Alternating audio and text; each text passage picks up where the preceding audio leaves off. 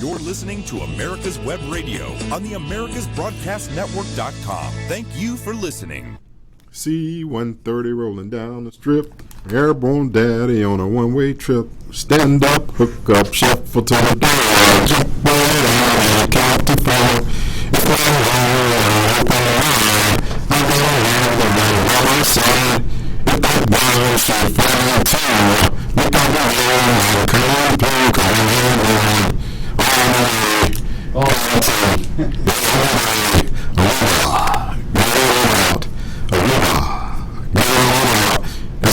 Sisters from Fort Bragg that deployed to Iraq and Syria, Kuwait.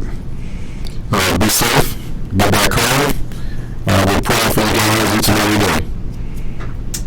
Amen. And we want to acknowledge God bless America and God bless the USA, the military, both past, present, and future. And if anyone had any idea what it takes to have a general sing a jody, you would be definitely impressed. Especially one that can't sing.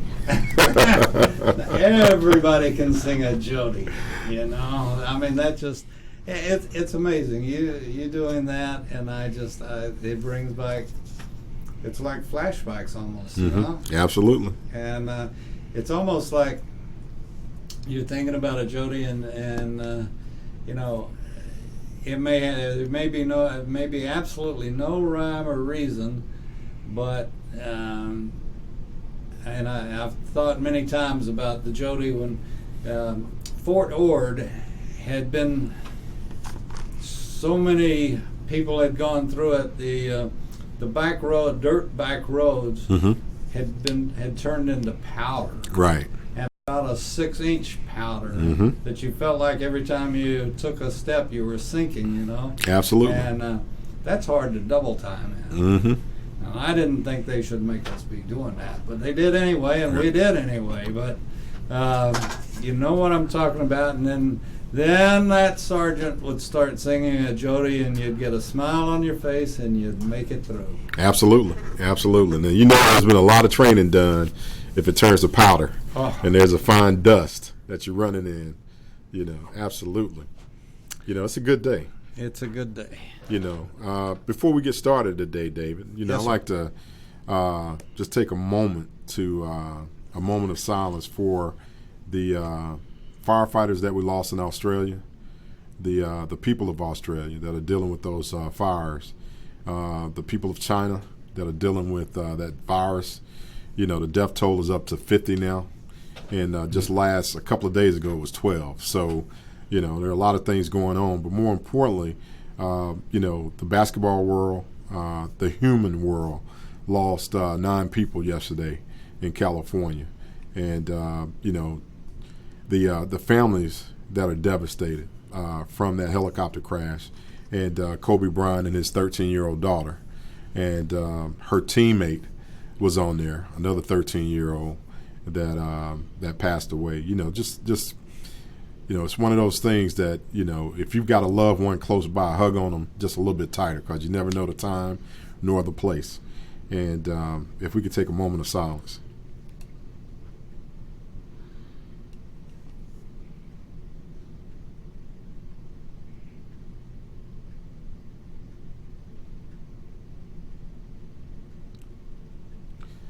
All right, David, we got a good show today.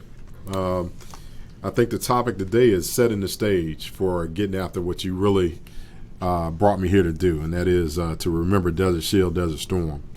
And, you know, this week marks the 29th year of the last set of troops coming out of the Persian Gulf and returning to the United States from Desert Shield, Desert Storm. And what more fitting way to begin remembering Desert Shield, Desert Storm, and really getting at the what we say behind the curtain, the machinery that operates and runs such an endeavor. We've got Lieutenant Colonel retired Al Wilson, 24th Infantry Division Company Commander during the time of Desert Storm, and we've got him coming on next week to discuss the behind the scenes leadership requirements, the tasks, the challenges that faced the division as we prepared on a short notice. He reminded me that we had about a 2-week window from flash to bang. Now we're giving troops anywhere from a year to maybe 15 months. Now, the exception was the guys that left to go to Iraq about 3 or 4 weeks ago. But for the most part, those that are going into the Persian Gulf and the Middle East, they're getting about a 9 to 12 month train-up cycle before they go in to perform the train and assist missions, peacekeeping missions, and sometimes kinetic or combat missions in defense of this great nation.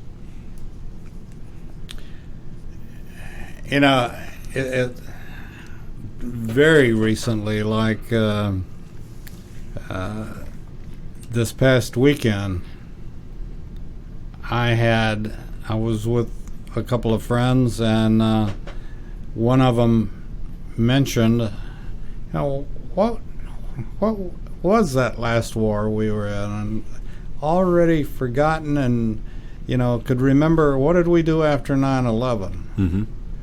And I wanted to bang my head up against the wall, other than you are doing something about it, and we're going to keep people informed, and not just informed, but remembering. Mm-hmm. And the old saying, or whatever it is, that if you're not a student of history and know history, it's bound to repeat itself. Absolutely. And we can't go back into a Vietnam situation. We can't go back into a Desert Shield, Desert Storm situation. Absolutely. And, it really boils down to the American people have got to hold the government accountable. And the government has got to make sure that they're doing everything they can with the other instruments of power before you take the nation's treasure and you send it off and engage it in combat or operations abroad. And if the world leaders come together on one accord, and really look at the basic needs of the world's population, I think it'll take a lot of stress and strain off of economies around the world, And one of those things that, had a young person that I was talking to recently asked me a good question. How do you want to be remembered? And each of our leaders. Singing Jody's at America's Web Radio. I wish. That would be good. But, how do you want to be remembered? What was your impact? What was your legacy, to make the world a better place? Not to make more money or, to, really exploit capitalism and stuff like that. But what were the one thing that you did, to change somebody else's life for that day? And I watched the interview yesterday that the last interview that Kobe Bryant did, before he knew that, the tragic events yesterday. And that was one of the things that he highlighted was, I want to be remembered as someone that was trying to reach the youth to show them a better way. And it was through communication and the love of basketball. And it's just one of those things that, you take the gifts that God gives you and then you make the most out of it. And then you try to make this place a better place, and we don't do it red or blue, it's all red, white, and blue. And, it really boils down to the simple things of treat your fellow neighbors the way you want to be treated. Or, just do what the Bible says, love thy neighbor. I want to bring something up, and I sat yesterday at home and was alone and listening to the reports on the crash and all of this. And this is going to sound, I don't know, it's not meant to be selfish. It's not meant to be anything other than fact. Mm-hmm. But I kept listening, and in many cases, because of my towering height. I've never been a big basketball fan. I've all like any other kid, always shot hoops in the backyard and played 21 and all that. Oh, yeah. But at the same token, we get so carried away as a country and as reporters and whatever. And there is no question what a great God-given athlete he was. No question at all. And what a basketball player. And and I kept waiting to hear, and there was some of it, but not the amount that I would have liked to have heard. And because I'm not an avid NBA follower, I didn't know what I would have said. But anyway, my point being, I'm rambling around, but my point being, there was only one word that bothered me. Do you know what it was? Or would guess? I don't want to take anything away from Kobe Bryant. He was incredible. Right. And one reason I watch football, I watch it, what that individual in his mind can do with their bodies, their God-given talent, and their bodies, whether it's catching a football with one hand or dunking a basket or making a basket from, the other end of the court or whatever it is. But the one word that bothered me was when they had used the term Kobe Bryant was a hero. And he was, and I wish they would have explained it better. Right. He He was a hero in my opinion, this is strictly my opinion, a hero from the standpoint that he did a lot of good and he worked with kids and he did a lot of good, but I can't relate, or I have a hard time relating to a basketball player, even as talented and, Michael Jordan and all the rest that are just, incredible. But my hero is a person that's like you, and the person that stood up, raised his right hand, and said, "I'll pay the ultimate price." Right. And many, many, many, as you know, many have. Yep. They're my heroes, and I just don't like the. If they had clarified it and said, well, he was a hero but just to say, well, he was a basketball hero because he made however many thousand points. But how do you feel about that? You've been there, done that? And I think when you use the word hero, it comes in many shapes and sizes. It's interchangeable. It transcends just the military and those that go in defense of the country. You got first responders, you've got doctors that do heroic things in the operating room on a daily basis. You've got larger than life heroes that are athletes that are socially conscious. They go back to whence they have come. They give back, and not just a monetary investment, but time, effort, ability to speak to large groups of young people to motivate them. And I think when they used the word hero yesterday, for him, he was that type of individual that was changing the generation right behind him and making a difference. A lot like what you and I talked about last week about how to reach Generation Z, and how do we stop the threat from getting through. So when you look at him and what he's talking about, it's in line with what you and I were talking about for Gen Z, but it was just coming from a different segment. But when you looked at both of them side by side, they were interchangeable, because he was talking about being more people connected and less socially awkward or, in isolation in the social spectrum. Some of the things that you and I talked about, how do you take someone that's disenfranchised and you turn them into an extremist.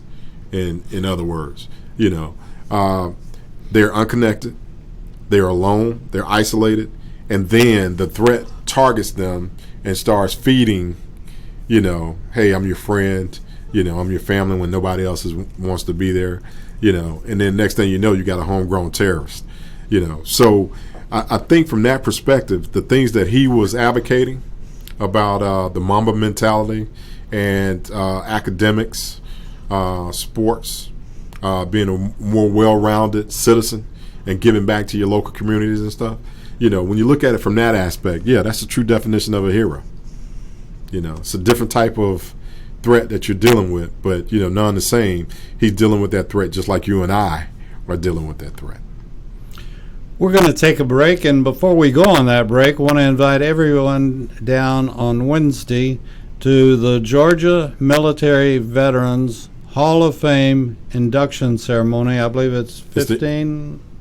It's at 2 o'clock. It's the unveiling ceremony at the Georgia Rotunda with the governor, and we've got 15 inductees that were announced back in November, December time frame, and this is the unveiling ceremony where their portraits and their bios will hang in the I think it's the North Tower across the street from the state capitol, and it's a huge ceremony with a lot of pageantry, but a lot of meaning, because you got folks that served in combat and they were recognized for valor. You've got others that were service and others that were achievement for a military career and what they did for the nation and stuff. And I think Georgia is one of a few states that actually has a military hall of fame that is up and operational and truly recognizes the great men and women that come from the state of Georgia. And I think this year's class takes the count over 110, if I'm not mistaken, of inductees that have been inducted into the Georgia Military Veterans Hall of Fame. Huge. And I want to tip my hat to Paul and to Rick that have done just an incredible job. And, I mentioned to you the Peachtree Monument. Yes. And then we've got JC. We're becoming quite a state and not just North Georgia, because I know some activities going on in South Georgia as well. But we're becoming quite a state of appreciation for our veterans and for our military in general. Absolutely. And I think it's fantastic. I can see, hopefully, I'm sure there are many steps ahead of me, but I can see promoting this as come to Georgia and take a military lesson or military museum from one city to the next. And I think it's wonderful, and whoever's come up with it and supporting it, and Mike Mazzell and all the rest, everyone, yourself included, and Rick White, it's just fantastic. We'll be back with General Dix right after this.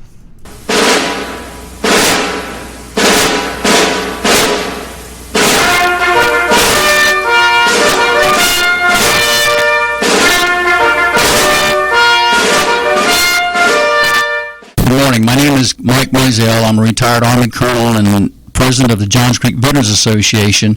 We live in Newtown Park, and part of one of our projects is the installation of the Healing Wall, the half-scale model of the Vietnam Wall that traveled the United States.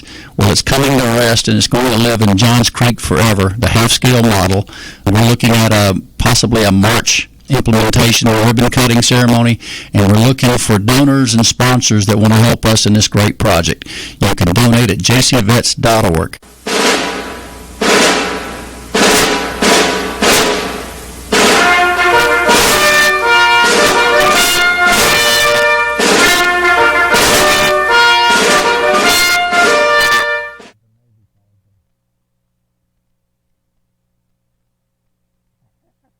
The Docs for Patient Care Foundation is your way to join the fight and become a member of an organization created by doctors for patients, dedicated to fighting for your healthcare freedom and preserving the doctor-patient relationship.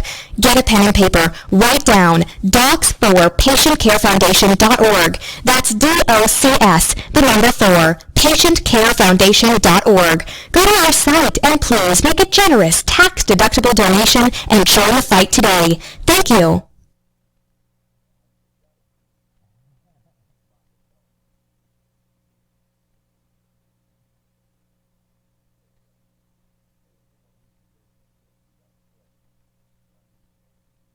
The disease of addiction is a life-altering challenge, not just for the person suffering its effects, but also for the family and friends who support and love the one caught in its grasp. What should be the course of treatment? Who is the best person to render treatment? And what is the best place to go for the care that is needed? We know that you want answers to these and many more questions. Call 770-696-9862 and speak to a representative of the Atlanta Healing Center.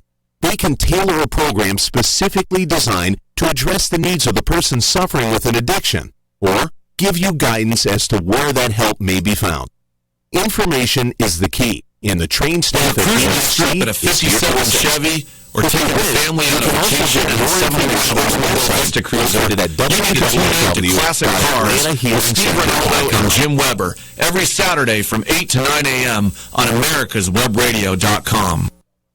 Okay, we're back on America's Web Radio, and we're getting a very important question answered that we had stumped many folks, including, and I tell you, when you stump a general, that's going some. And you got the Marines. Stumping a grunt, there's nothing to that, the general said. Any grunt can be stumped. But then we had to go to our extensive research department. I'll call you back. Call the telephone. And, well, sir, do we have an answer? Yep. David, we have an answer. I wish I had a drum roll. The Navy does not have formations like the Army with platoons, squads, and things like that. They have ships and strike groups, and then they have a commodore that commands all of the ships inside of that strike group, and then, they're higher up. But they do not have platoons or squads. How do they get the word out? Oh, well, they get the word out through the ship communications. And they just get on the horn and talk? Yeah, they get on the horn and talk, and they have a formation when they come to port and when they get ready to leave port, and they put out the message of the day, and it works for them. So, I think they bounced up and down on too many waves. Well, you gotta admire them. It works, for over 200 plus years. So I'll take our Navy over anybody else's any day. Oh, no question. It just I hope they know when they yell fire which one they're supposed to shoot. Oh yeah, they've got drills and they know where to go and who's designated to fight what. So, Now that's interesting, though, don't you think? Mm-hmm. Okay, let's go back to when it wasn't.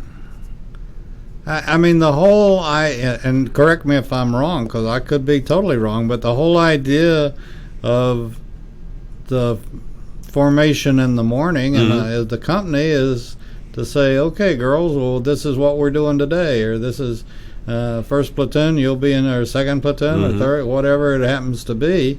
Yep. And then it trickles down from there. The platoon leader, generally a first or second lieutenant, goes from there. And he meets them. He doesn't meet with the first and second platoon. He meets with his platoon. And they have their instructions through the shipboard communications, and they get the word of the day and, each detail and what they're responsible for, and they report to that duty station, and, they carry out their functions, which is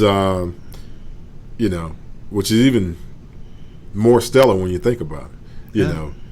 You're entrusting a 17, 18, 19-year-old young person, with millions and millions of dollars worth of equipment. It's similar to the Army. in the Marines, and especially the Air Force, the maintainers that work on, billion-dollar aircraft. And, you expect them to know their craft, and they train and they study, and they work it every day, which makes the all-volunteer force even greater when you think about it. Oh, no question. And just as you were talking, I was thinking about, I'm still back into our Army, our company formation that the company commander gives the orders of the day, basically.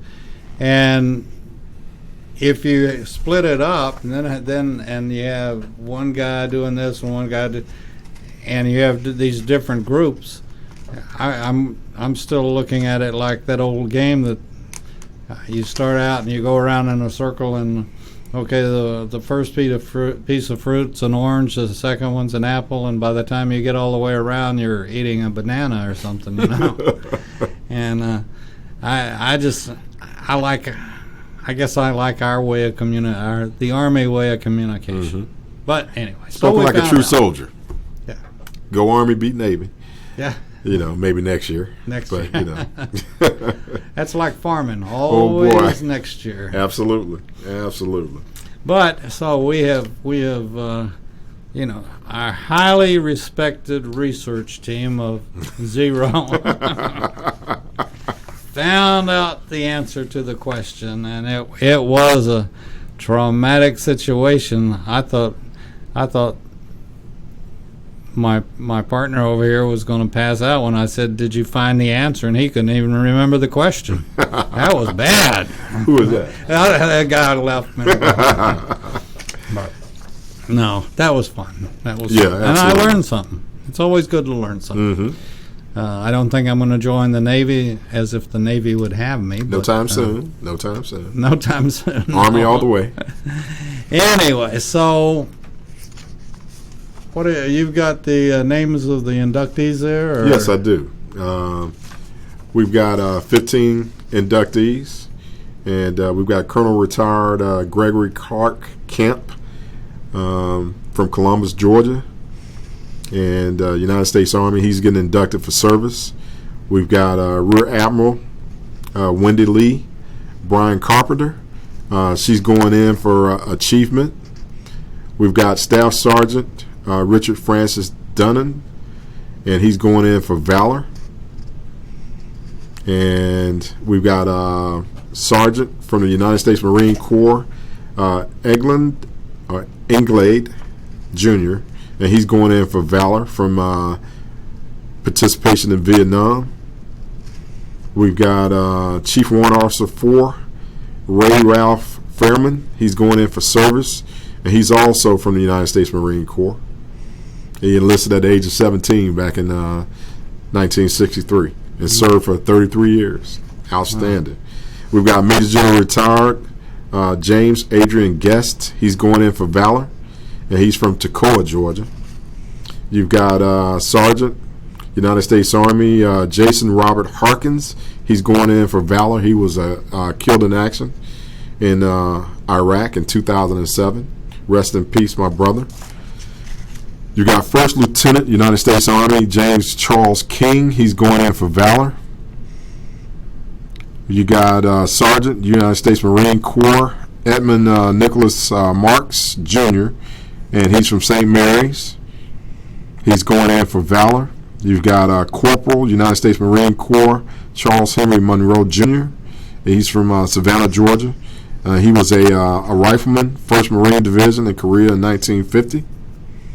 You got First Lieutenant United States Army Clyde Moore valor. He was killed in action in 1967. Served with the 101st Airborne Division in Vietnam as an infantry platoon leader. Rest in peace, my brother. Lieutenant Colonel Retired United States Army James Armit Scott III, going in for valor. You've got First Lieutenant United States Army Philip Baldwin Smith. He's going in for valor. He's from Griffin, Georgia. Major General Retired United States Army Jack Cox Wheeler. He's going in for service after a 32-year career in the United States Army. He's from Fayetteville. And We'll close out the ceremony with Staff Sergeant, Sergeant, United States Army, Roger William Weiss Jr., and he's going in for service, and he's from Roswell, Georgia. So it's going to be a great day. On Wednesday, they'll open up the ceremony with a welcome and an opening prayer, and Paul Langrier will lead that.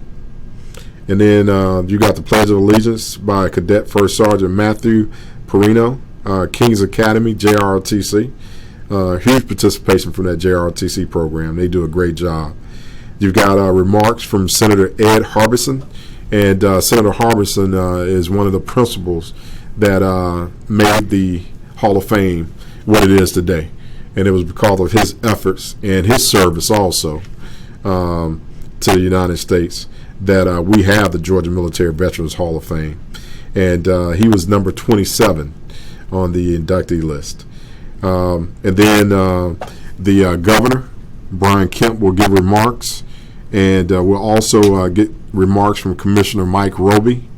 And he's the lead for the Georgia Department of Veterans Service. And they'll go with the frame citation and the photo presentation. And then they'll be placed on the Wall of Honor. And last year's class will be moved throughout the rest of the Hall of Fame.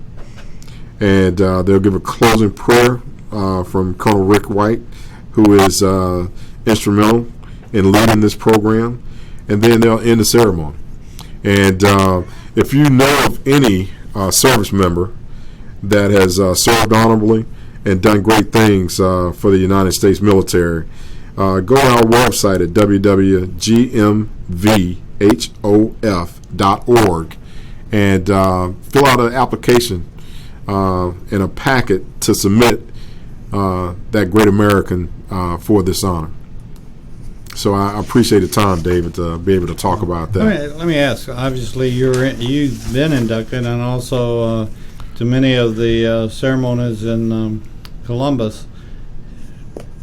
One thing that you didn't mention, and I assume they do, but I hope they do anyway. Color guard. Yes, they have a presentation. There's something. I got to go to a doctor because there's something wrong with me. Because at my age, whenever a color guard passes, I still get goosebumps. Oh yeah. Yes, there's. The doctor will tell you you're fine. That is a natural reaction. If you've served and you've been overseas and the stars and stripes are over that compound, whether it's in combat or not, peacetime operations, training, it doesn't matter. When you see Old Glory, it means something. And to defend it is a great honor. It's a humbling experience. And you're absolutely right. When that color guard, comes in to the room, everybody's at the position of attention. And it really triggers that emotional response to those who have served and defended, and their families, because your family understands the sacrifice that you are undertaking to defend this nation and stuff.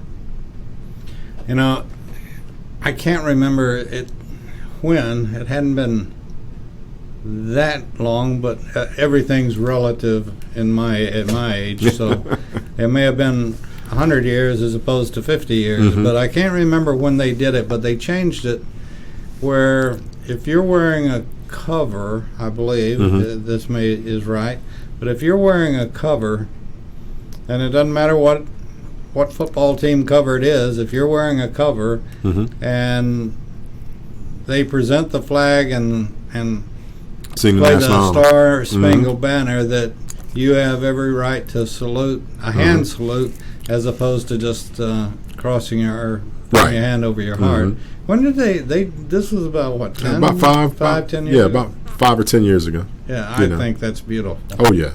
Indoors or outdoors. And it's a sign of respect for service, but more importantly to the flag, and everything that it represents. So once again, it's that freedom of speech aspect that we talked about, and it's truly the greatest military in the world, And, as long as it's all volunteer force and we continue to shape the next generation behind us to serve and, be prepared to give of self in support of your fellow man, there's no greater honor as far as I'm concerned. And, I see that every Monday and Wednesday with the Mermaids from LA Fitness. And what did they critique last week? Oh yeah, they did. They loved the show, and they understand where we're trying to take it and the purpose behind the show, and they're grateful.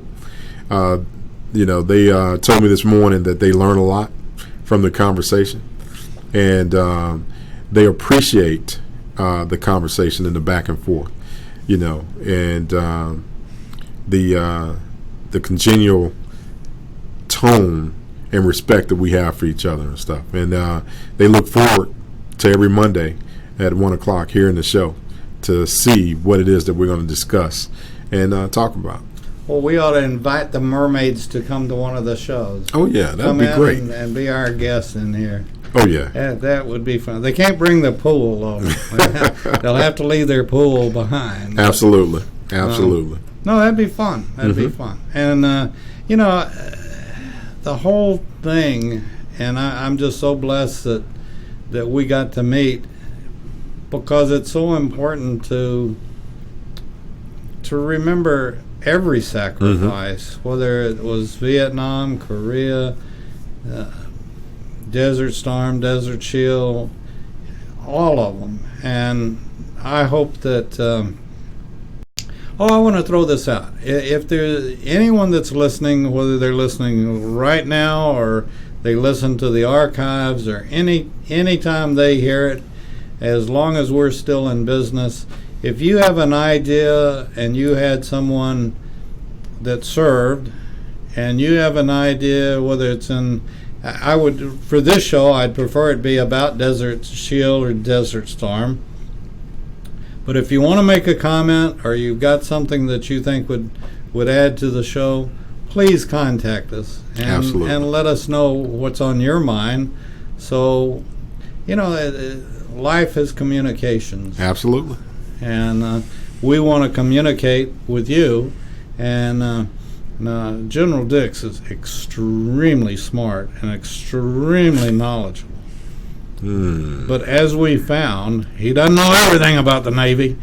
Knows everything about the Army, but not everything about the Navy. No. Absolutely.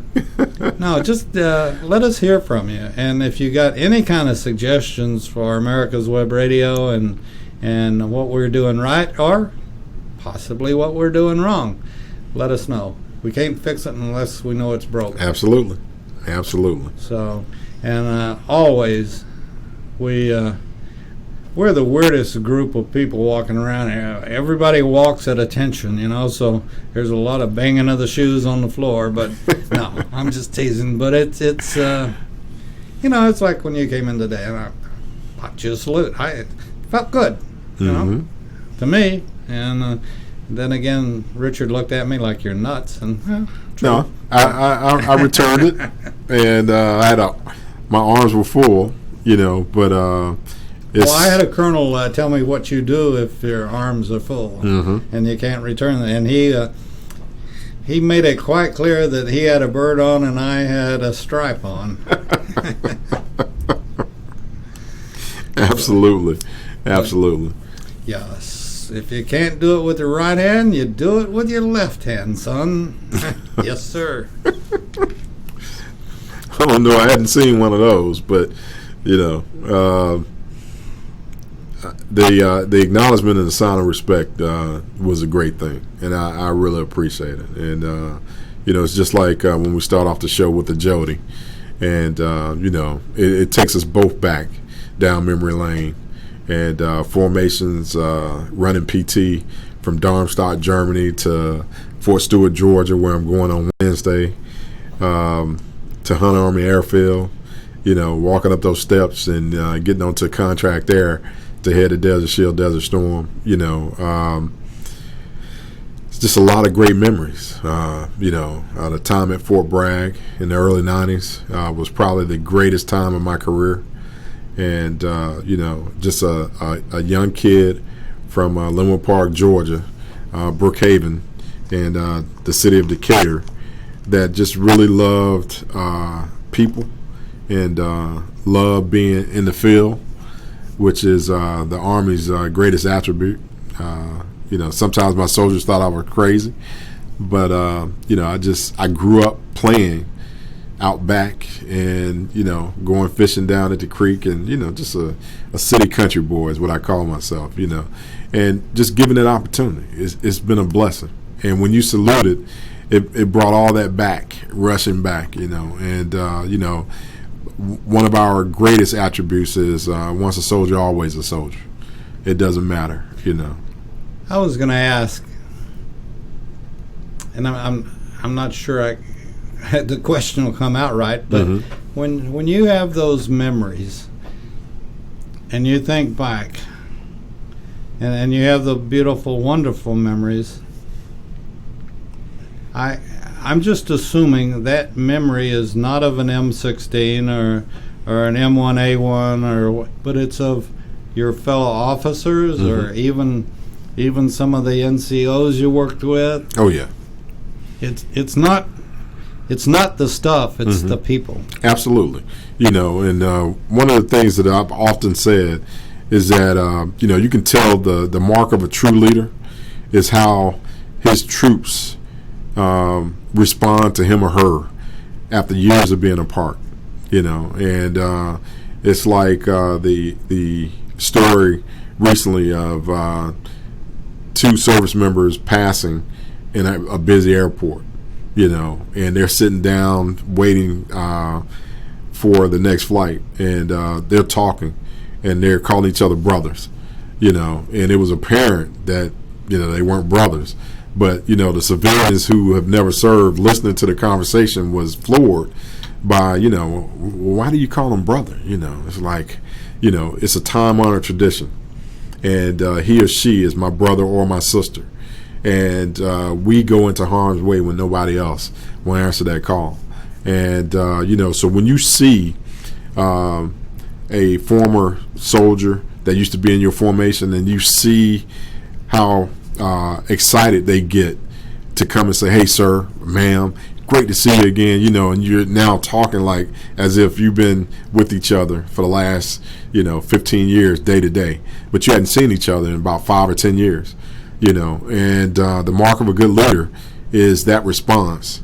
Now if people go out of their way to avoid you, and hey, I could have sworn I knew that guy. You need to change your deodorant. Bingo. Or your toxic attitude. Okay, all right. You forced me into it. Now we can only take so many people in here at one time, groveling at your feet and all that. But I'm teasing. Okay, here's the deal. We've invited the mermaids. And I'm going to extend that invitation to anyone that served under you that's listening, and please pass it on to others that were in either when you were at a platoon level or company level or brigade level. Anybody that served under General Dix, give us a call, and you're welcome to come in and sit in with us. I would love it. And bring all of the stories. I figure they ain't got one story. They must have 200 or 300 stories. Probably. So, the invitation is wide open, and please pass it on to everybody that you know that served under General Dix at some point in his career, and we'll arrange for, you come in, we'll figure out, we can't have 200 or 300 in at once, so we'll sort of siphon it out a little bit. But I'd love to have some of your officers, some of your NCOs, and find out if you're really as nice as you say you are to your NCOs. As an old NCO, or just old actually, but no, I think it'd be fun, and bring your memories and your stories, and we'd love to have you and sit around the round table with your leader, General Richard Dix. He is a wonderful man, and as I mentioned, I think it was last week, you walk in the door and you just you have the command. It's something that God blessed you with, that you don't have to say a word. You just that's it. And some folks have it, and some folks don't. And I don't know. I walk into a room, people start laughing, but that's the way it is. Some things you can change, and some things you can't. But anyway, we're going to have to take a quick break. I'm going to run Colonel Meisel's spot again on the JC wall, and certainly write down on your calendar, folks, not only this coming Wednesday, but also March the 28th, when the healing wall.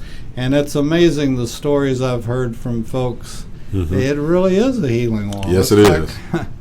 It's strange. Anyway, we'll be back right after this.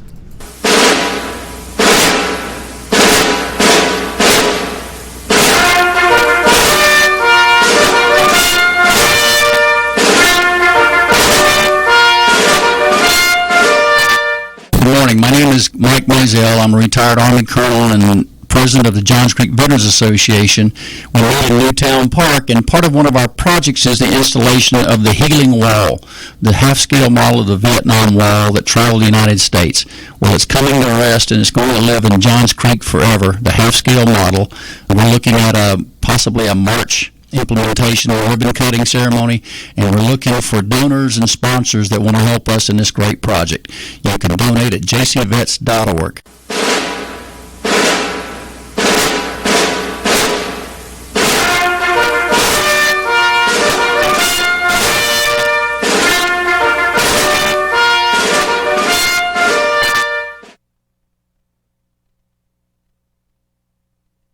If your health insurance premium is more than your mortgage, Ellen Deal with Ideal Solutions is here to help. Whether you're a small business owner, individual, family, or baby boomer, email maga45cag@gmail.com, and I'll respond with 3 easy questions to help you determine if you can get away from Obamacare.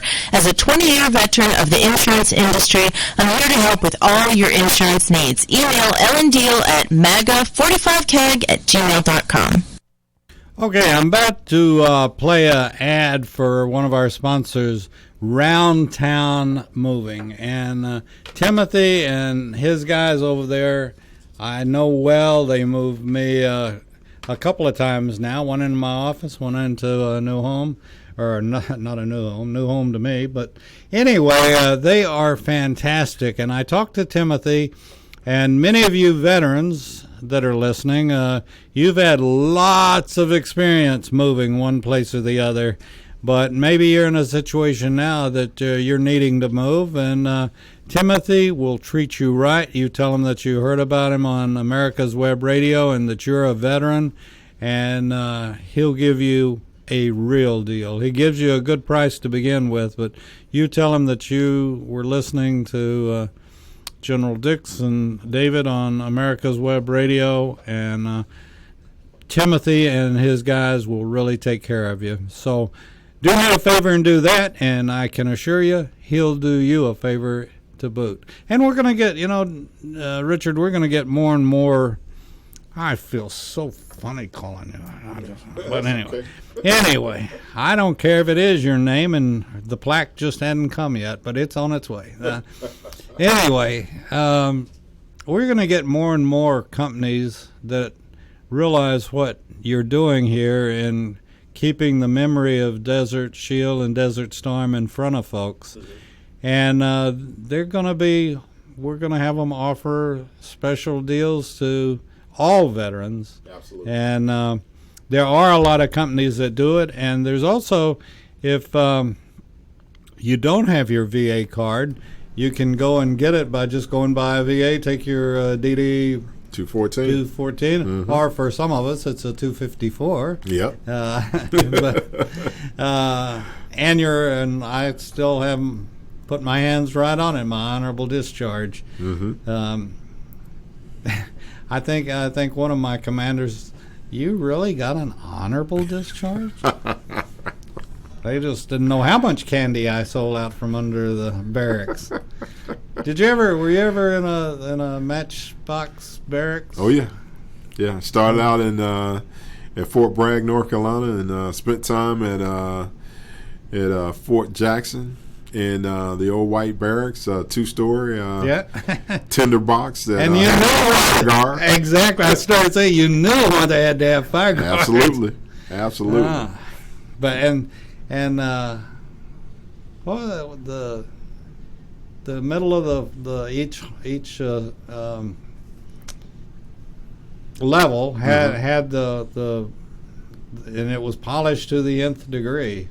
I've forgotten what it's called. On the floor, and somebody was waxing that sucker every night. Absolutely. That waxing machine became my best friend a couple of times. So I remember that. And then brassoing the bathroom shower stall, the drain, and the all doorknobs. That kind of, this is what. This isn't what it's all about, but it is what it's all about because it brings guys together that would never ever necessarily come together. Absolutely. And like you said, you become. Now we didn't have very many sisters in our barracks, but we tried, but we never accomplished that. But anyway, the guys that and some of the stunts you pull on your best friends, and quite honestly, I can say it does work if somebody's sound asleep and you bring a helmet liner in with some warm water. Oh yeah. I won't go any further because you already know the end results. Yeah, buddy. We'll keep that one between us. But it does work, folks. And, I tell you, it's the only place I know where you can take individuals and bring them together, and at the end of a period, you got a team, and you got brothers, a band of brothers, and a band of brothers and sisters that it instills discipline that lasts a lifetime. Amen. It lasts a lifetime. I talked to my father-in-law who served in Korea, and he was a cook in Korea, and he talked about guard duty, KP, shining boots, and formations, and the first sergeant being the almighty, and things along that line. And I tell you, it transcends generations. And I know when I get to that point, I'll be reaching back and I'll be telling those stories, and grandkids and great grands will be looking and saying, wow, Papa, you really did that? You're kind of old. That was a long time ago. Wasn't that long ago, but kind of old. What kind of talk is that? Kind of old. Well, this is. I can't imagine. I know if I were still a kid, I would love to be listening to the stories. And we'll get some more folks on here. And who knows, we may make up some of our memories ourselves by the time this is all over with. Absolutely. But it just there's just something about it. And I was thinking when you'd stepped out that one of the saddest things, I have a son that is in the Air Force, and I have one son that isn't and won't be in the military, and I feel sorry for my son that hasn't served and won't serve because there's both of them kid me. Not my younger son that's in the military, but my older son used to kid me about the fact that, well, you were just in the Guard. You didn't serve. You were just in the Guard. And in many ways, he's right. I didn't go to Vietnam. But you all have taught me, and Rick and many others have been very kind and said, no, you did. Absolutely. And, so it's and that's not as important as the fact of what you get in basic and AIT or whatever the other branches call it, and that's the important thing. Right. And it's what's the old Army saying? We make men out of boys. Absolutely. And they do. And we do more before 9 a.m. than most people do all day. And that's the key to this show, David, is that there are generations that, kind of missed the boat a little bit, and we've got to go back and reach back and grab people like your son and say, hey, it was honorable service no matter what formation you were standing in, because, from 1955 to 1975, if you served during that period, guess what? You were a Vietnam-era service member, no matter whether you set foot in Vietnam or whether you were in Guam, Japan, or, Fort Hood, Texas, preparing and supporting troops that were moving and going into that direction. And, here's the key that your son, my son, and the others need to understand is that it is faithful service no matter whether it's peacetime operations or whether it's combat. If you serve and you've donned that cloth, then that's the most noble service that you gave during that time in that period. And, I'm very proud of your service, and it was the Guard and the Reserve that kept us going to a certain degree, because now you gotta remember, other countries around the world have million plus standing men armies, and we've got maybe about 300,000 or 400,000, between all branches that serve. My public education and my math tells me that's probably about close to 2 to 1 in those formations. So when we activate the Guard and the Reserve and we call them forward to come and serve, they round out the total force that we bring to bear. And, that makes us the greatest army in the world. So, I can't wait to have a conversation with your son and other sons that, have kind of missed out on that and don't quite understand that. But, at the end of the day, if you've ever worn this cloth, whether it was for 30 years, 40 years, or, 4 or 5 years, you have given of yourself, and we owe you a debt of gratitude. And, I applaud you for, working with the companies that are going to give back to our veterans and try to make our veteran lives better. And as you and I talked about, in upcoming shows, we'll talk about some initiatives that my companies are doing to end veteran homelessness and get those folks off of the street, but more importantly, get them the care that they need, get them retrained, and get them jobs, and then get them on a path to where they want to be.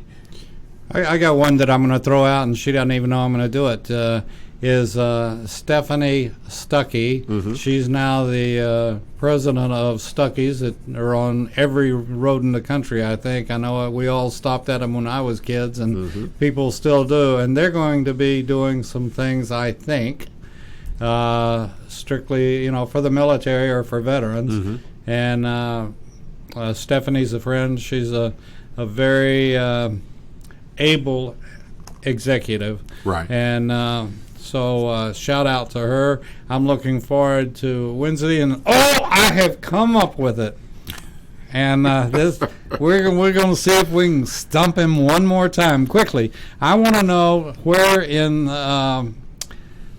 who came up with and where, and I understand it's across the board at every fort in the country, to leave your poncho on when the sun comes back out. I want to know where that's written. Why didn't somebody yell him, take him off? But I want to know where. So you got to come up between now and next week with the answer to where it's written that you leave your poncho on when it's 90 degrees, the sun's out, and smoke's coming out that little hole where your face was. You know what I'm talking about. Mm-hmm. And you're talking about leaving them on after a rainstorm is come and gone. Oh, yes, sir. Okay. And right before you get on the cattle car to cattle truck to take you back to the rifle range. Anyway, this is more fun than scratching an itch. So we'll be back next week. General Dix, thank you for your service, and thank you for coming in here. This is fun. Absolutely, and thank you for yours. And to our public that's listening, remember, give back to your veterans on a daily basis, not just during a holiday or a special occasion. They serve 365 days a year, 24 hours a day, 7 days a week in most cases. The most we can do, or the best we can do, is give back to them with the same regard. Until next week. God bless America. Cool. You're listening to America's Web Radio on the AmericasBroadcastNetwork.com.